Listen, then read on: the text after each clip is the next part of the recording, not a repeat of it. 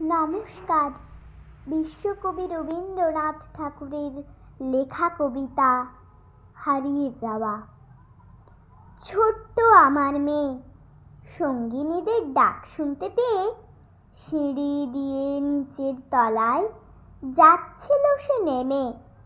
অন্ধকারে ভয়ে ভয়ে থেমে থেমে, হাতে ছিল প্রদীপ খানি, আঁচল দিয়ে আড়াল করে চলছিল সাবধানে। আমি ছিলাম ছাতে, তারায় ভরা চৈত্র মাসের রাতে।